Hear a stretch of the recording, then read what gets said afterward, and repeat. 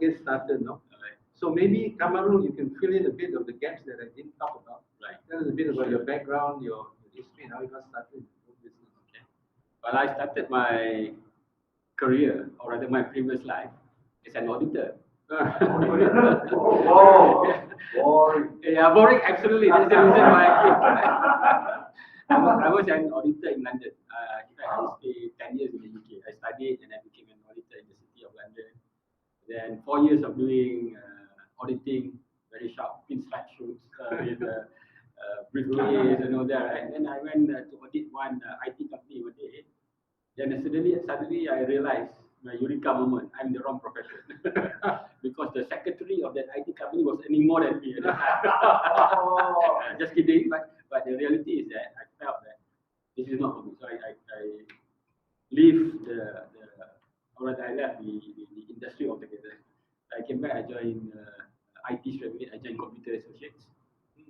CA was the world's second largest software company at that time. So I joined CA, and 4 years later I became the CEO of that of Malaysia, the country manager.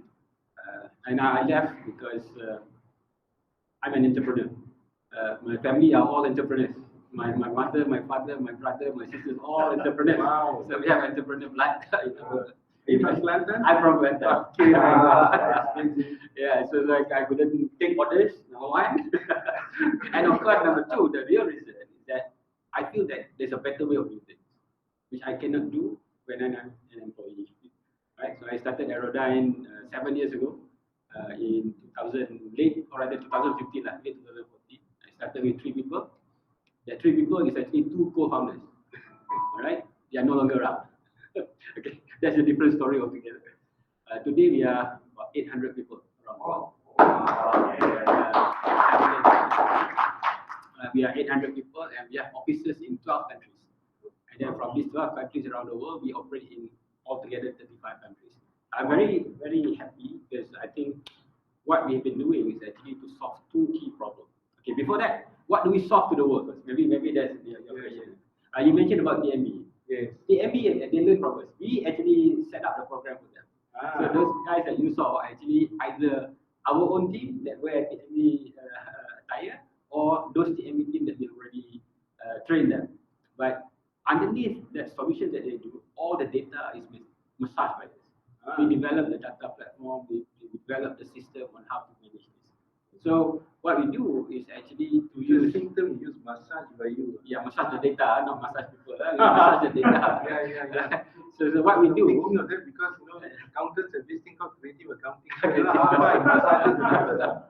Yeah. So what we do, we call ourselves a DT3 company. DT to the power 3 company. So the first the DT. The first DT is drone technology. So the drone technology is if we are in the aviation industry, we are Air Asia, okay, not Asia lah, I don't quite like Asia. All right, so we are maybe Malaysia Airlines or we are Emirates or whatever, right? So we provide if it's aviation, we provide the the services.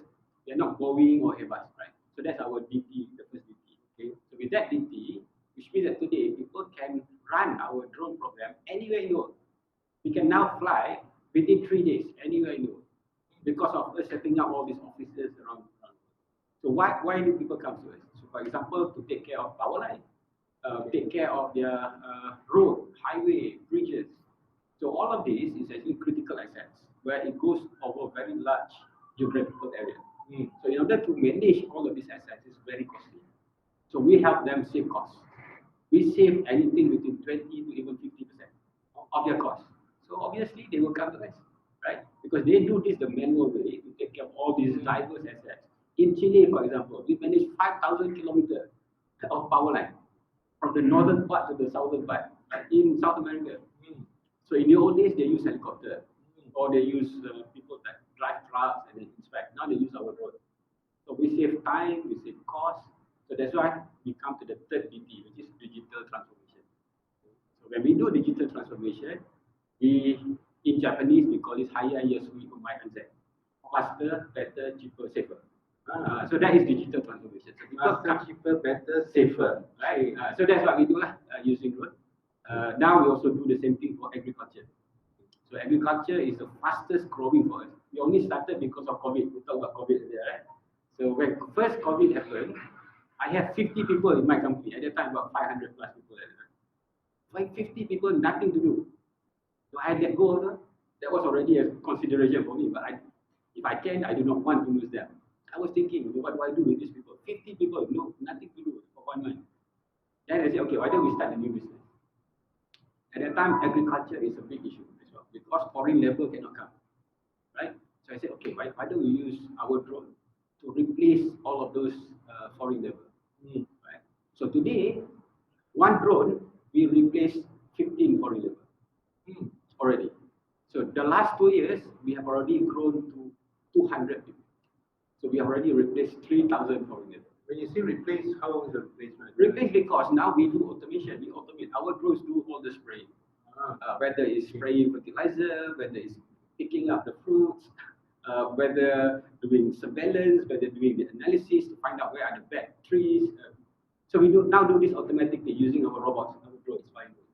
So in the old days, they used people, foreign labor to do this. We have already displaced so many people, and we are scaling. That's why we started just a year and a half ago. Our agriculture division now is already 300 plus people. And we are looking to scale this about maybe 3,000, 10x. Okay. Migration, I was talking to a consultant in the, what do you call the palm oil industry. This guy is a consultant to Science W and all that. So I was saying the drone technology is very good, but there is what you call limitation in terms of you can only fly overhead, you can't go under. True. At the moment, technology today cannot do everything yet, right? In fact, Sandabi is one of our biggest customers.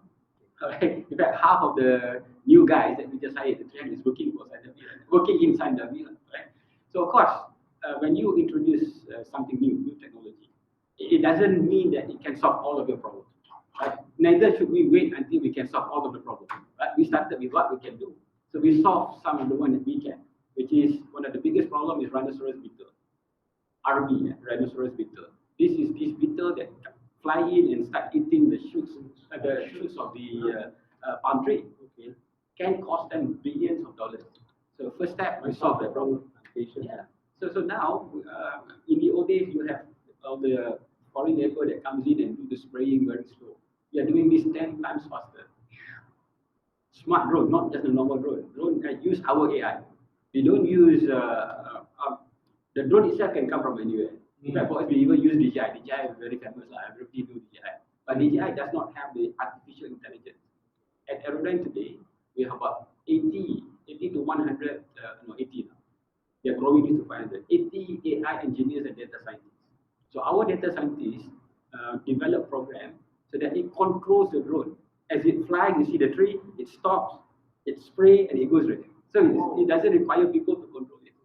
So these robots become, these drones becomes like robots. They do it very, very, very fast and save money as well. Right. Now, I understand you're now ranked as world #1 drone player by some very well-known authorities. Okay. Can you tell us about the journey to being #1? Because it didn't happen overnight, right? Oh, I mean, it's a 7 year of tough job, tough work. A lot of things that we go through. In fact, I always share with everybody, the past 7 years, we went through 9 milestones where if we could not solve that problem then, it could have been the end of the road. It's that serious. So in the beginning, for example, some of these 9 problems, we have problems like delivery. In the beginning, we had problems even doing good delivery. So we started hiring people, then we trained those people. Then we have problem with technology. In the beginning, we need to develop technology. We couldn't even find people that can do it.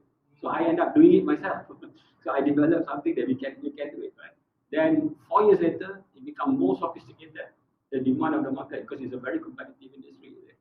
So many. So we had that problem, and we were profitable from day one. So we did not raise any fund in the beginning, right? So we were profitable, and we grew. We were self-funded. Until 2018, I have a chance to do an M&A, our first M&A. We had a chance to acquire a company in Denmark at that time. In Denmark, right? So before that, the past 2 years before that, I had investors coming to us already. I said, potential investors, I said, thank you, but I don't need fund yet at the moment. Then when we have Say autonomous, so when we have the opportunity, then we started our first fundraise. So that was in 2018. So we used that investment to do our first acquisition. So we have so been this is a Danish company. we acquired a Danish company. So when we want to go to the Danish embassy here to get some document, they said, it was like, what? Usually Danish company acquire Malaysian company. They said they've never heard of Malaysian company acquire a Danish company. But we did, right? We did. But that's also didn't work. So I think all of us are entrepreneur here. Not everything works, right? So even for us, the Danish company we sold off 2 years later. Because it doesn't work. I mean, there's a lot of things that there was some incompatibility, like cultural incompatibility. But luckily, because of maybe my accounting background, because I mean, we didn't hire a consultant when we do the M&A, but we already put in an exit strategy. If it did not work out, this is what we do. So when we exited, we actually made money. But anyway, fast forward, today I have completed 18 M&As. 18, 18 over the past 3 years. We've done 18 M&As. And we only disposed that one. The rest are all growing. For example, the one in Middle East, when we invested in them 2 years ago, in the first year, they double up their revenue after we invested in them. Double up. And then this year, they're going to do 6x already in our projection. Because why? The synergy is there. The M&A, how much shares you control or you buy them totally out? No, I take controlling stake. Some of them 80%, mostly is 51%. But I have one company where we first do 60% M&A. I think this is interesting. Let me share this story. Yeah? Thank you for asking that question. So, It's ex-IMW guy. is it? Right. So when I started the company, I was looking at this company in America. My inspiration, I looked at how they do it because they are very impressive. They are very impressive website. They are based in Washington DC. The company is called Measure. And when I look at their who's who of the company, they have subject matter experts for every vertical. And for me at that time, I'm only 3%. Then they have head of strategy, head of energy. They have their CFO, and I just started at 3 people. Say, how do they do this? So every day look at their website. Fast forward in 2019, we acquired them. We took 60% stake to that company. Wow. Yeah. And 2 months ago, we own 100% of the company. So that's why it's interesting. Right. So normally we take controlling stake. So tell us, how did you move up to this scale? Where you can have strong cash flow, strong financing to go and acquire. That means your margins are very good. That means you have a lot of product uniqueness or what? Yeah, I mean, in the beginning, the market was very simple, right? So our margin was very high. I mean, our GP is like 90%. In the beginning, now very now I dream only lah. Then the GP was 90, net profit also above 50%. That's why we can find our growth.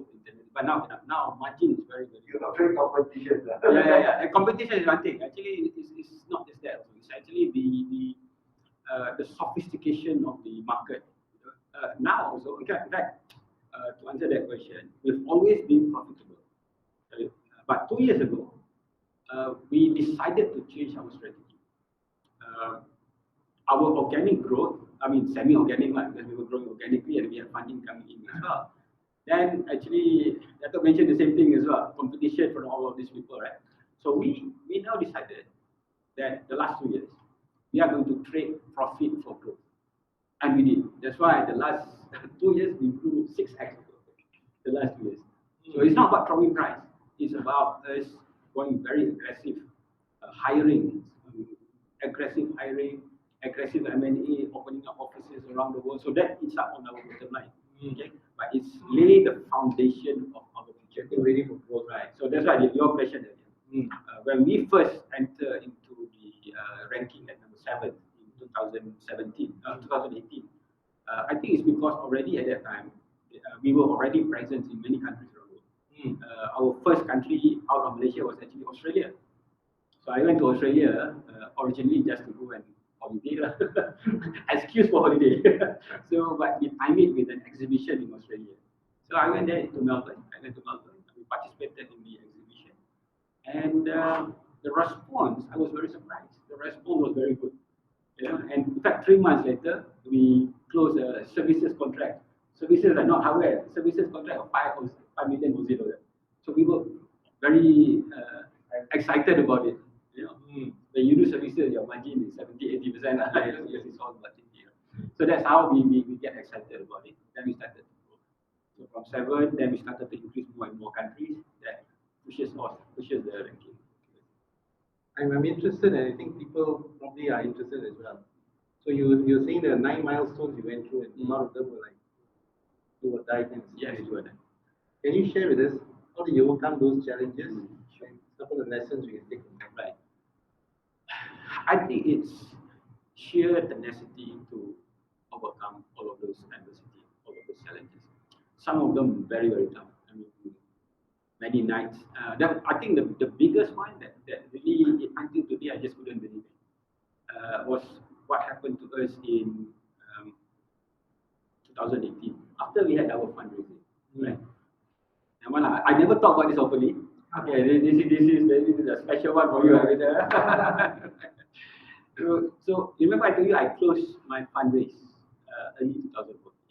So that fundraise was closed with one VC, with one VC, right?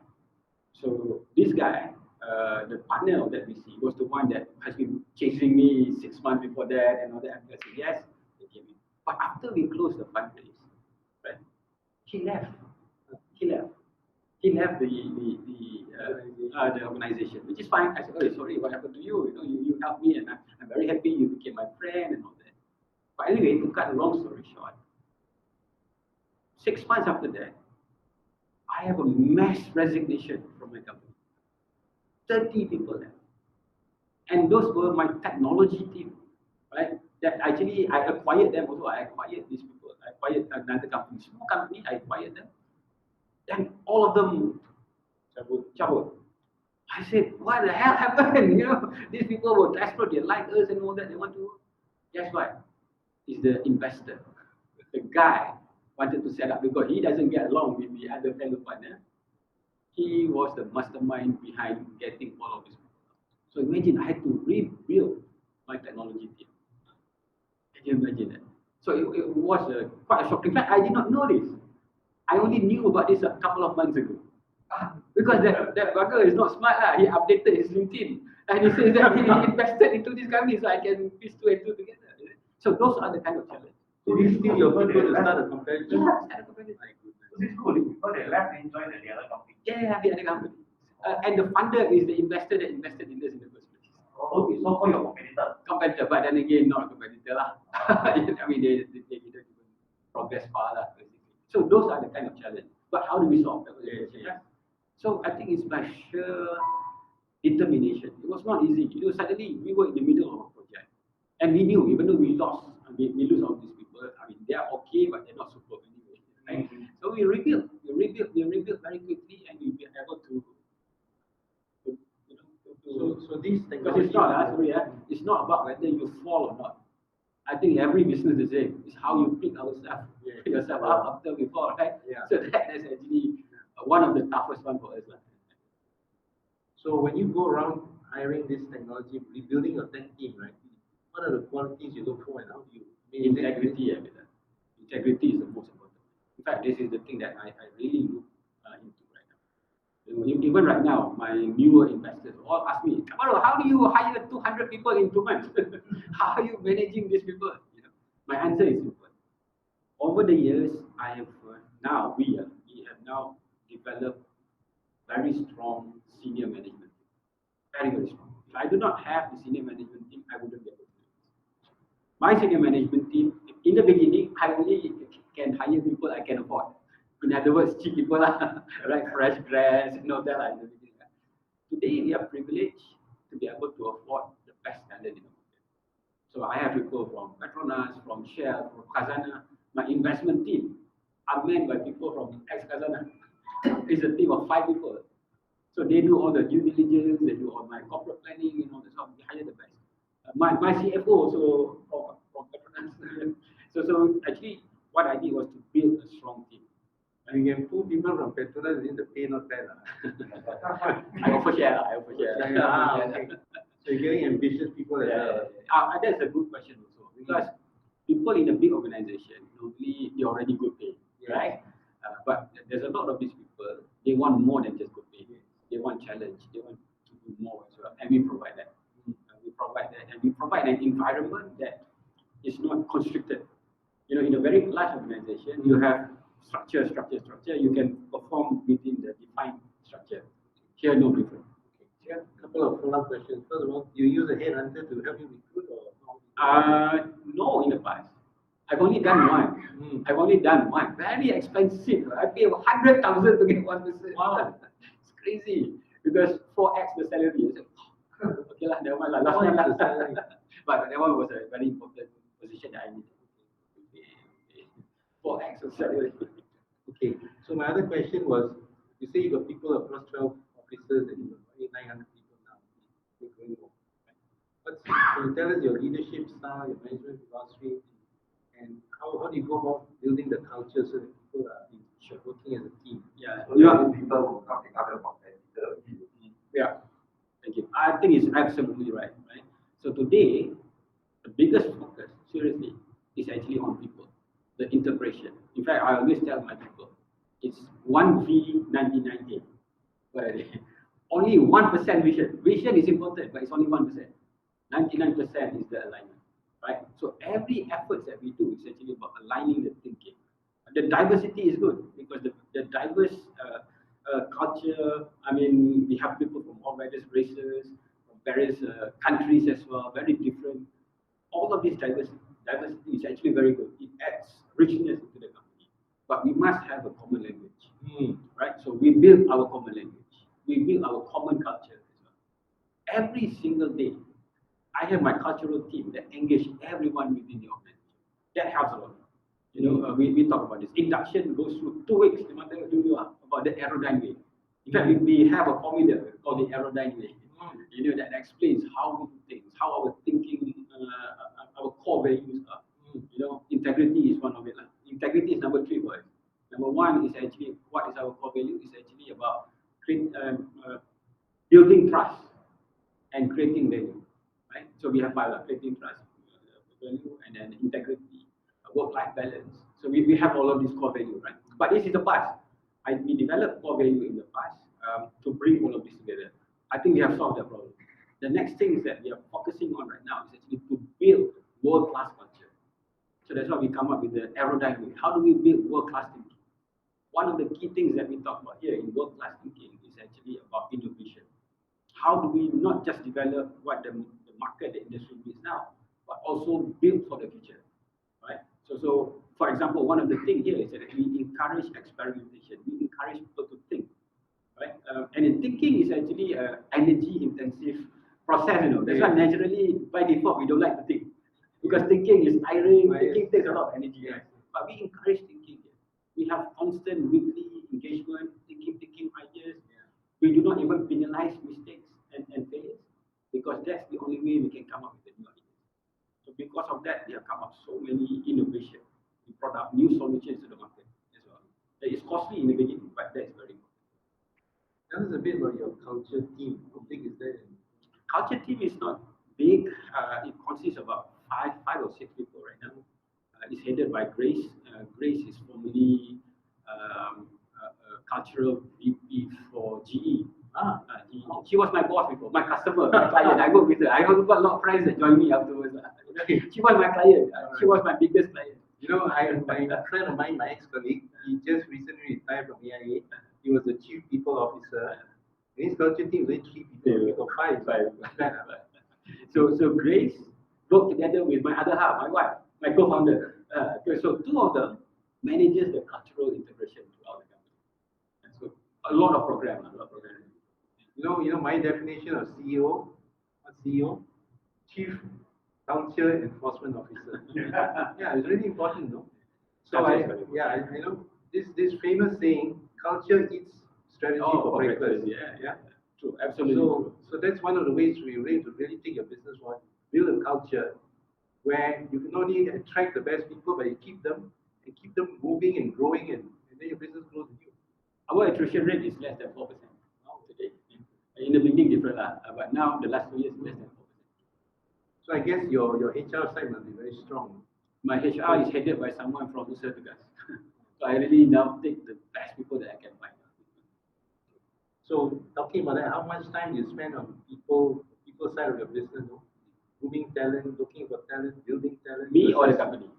You Me? yourself? No, I don't. I don't really. I leave it to the cultural team So, and HR. so they know what you're looking for, the kind of people who fit your organization. Except for the last 2 months, this is, I know, this is a shocker.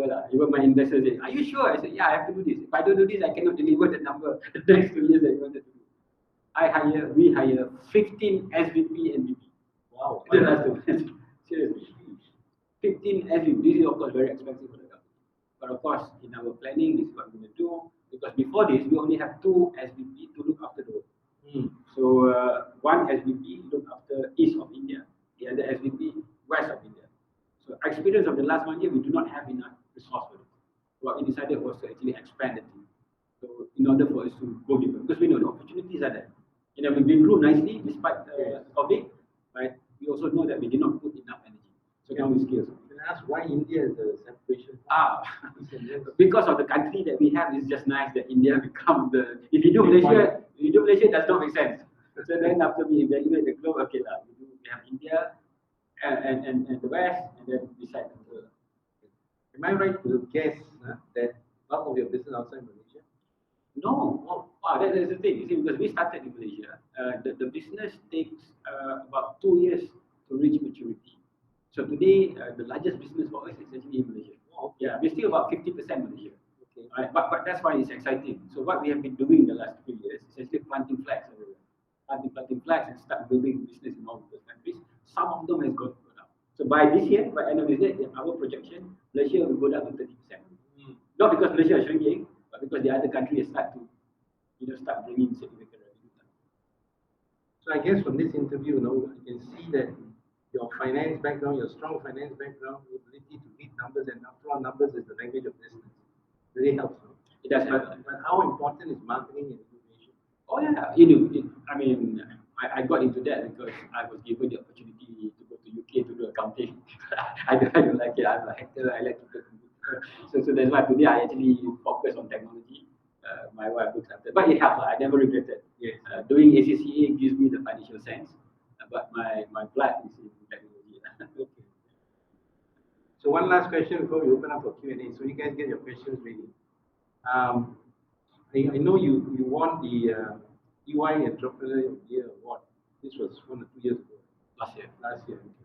That's very prestigious, right? It's not that's your local well, Golden Eagle. Or, I'm not saying that, but this is well known now. Can you tell us what are some criteria that they look for, that judges look for in this? Yeah, EY was amazing. I did not expect to win. I expect maybe I can win the technology, but I did not expect to win the overall. If I look at the previous winner, they are all from the master category. Because EY, they have the technology, the woman, the emerging, and four categories, right? And then they have the overall winner. I did not expect to get the overall winner. So the EY is the toughest, I would say. I was grilled for more than 3 hours. And then we have to give our numbers. Of course, we sign NDA and all that. And they even do background check. In fact, of course, last year I didn't know what to expect. I just being honest. They asked, I tell, right? This year I know, because this year the winner become the judge for this year. So we just went through the process. Now I know how strict, the process that they go through. They have people that go check your background and all that. Even one of the candidates for this year, just because the guy say he met the partner in Australia, and then the timeline is they cannot meet in Australia because this guy study here, this guy study here. They even go to that extent. Integrity is very high. So of course, but anyway, to answer your question, what EY look for, actually it's not even about the company. They look at individual, the entrepreneurial spirit in the respective. Of course, numbers are important, but it's not the most important. How do they gauge entrepreneurship by the number of projects you start? No, they interview. That's how you look at your spirit, yourself in an individual. How do you solve your problem? What drives you? What's your vision? What do you give back to society? I had, for example, people that talk about, ESG is very important, but yet at the same time, if you are doing something that is you know, in contradiction to your ESG philosophy, then this guy, correct or not, right? So it's very, very stringent.